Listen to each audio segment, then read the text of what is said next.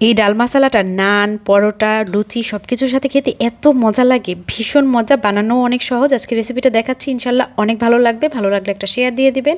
ছোলা বুটের ডাল গরম পানি দিয়ে ভিজিয়ে রেখেছি। ডালটা ফুটে ওঠার পরে একটা পাত্রের মধ্যে 2 কাপ পানি দিয়ে, হাফ কাপের একটু বেশি হবে ডাল দিয়েছি, তেজপাতা, হলুদ, লবণ দিয়ে সেদ্ধ বসিয়ে দিয়েছি। একটা ব্লেন্ডারের জারের মধ্যে কাঁচামরিচ, পেঁয়াজ আর টমেটো ব্লেন্ড করে নিচ্ছি। আর চুলায় এদিকে বাটার গরম করে তার মধ্যে গরম মশলার ফোড়ন দিয়েছি, সাথে 3 আঙ্গুলের 1 চিমটি শাহি জিরাও দিয়েছি। পেঁয়াজ কুচি একটু বাদামি করে ভেজে নিলাম সব কিছুর সাথে। তারপরে জিরা, ধনিয়া, হলুদ, মরিচ, আদা রসুনের পেস্ট সব কিছু দিয়ে একটু নেড়ে কষিয়ে নেওয়া হলে এর মধ্যে পেঁয়াজ, কাঁচামরিচ, টমেটোর মিশ্রণটা দিয়েও কিছুক্ষণ কষিয়ে মশলার কাঁচা ভাবটা যাওয়ার পরে একটু টক দই দিয়ে দিয়েছি। এখন তেল ভাসা পর্যন্ত মশলাটা ভালো করে কষিয়ে নিয়ে এর মধ্যে একটু ঝোলের পানি দিয়ে দিলাম। পানিটা যখন ফুটে উঠেছে আর এদিকে আমার ডালটাও খুব ভালো মতো সেদ্ধ হয়ে গিয়েছে, টিপে একটু চেক করে নিলাম।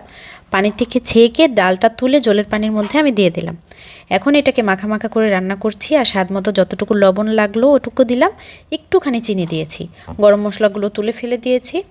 রান্নার একদম শেষ পর্যায়ে যখন একদম মাখা মাখা হয়ে গেছে তখন আরও একটু বাটার, কাঁচামরিচ কুচি, ধনেপাতা কুচি, পেঁয়াজের বেরেস্তা দিয়ে দিয়েছি। বাটারের পরিবর্তেই রান্নাতে ঘি ব্যবহার করা যাবে, অনেক মজা লাগে এটা খেতে। আজকে চলে যাচ্ছি মজার মজার রান্নার সহজ রেসিপি দেখার জন্য, পেজ ফলো দিয়ে রাখুন।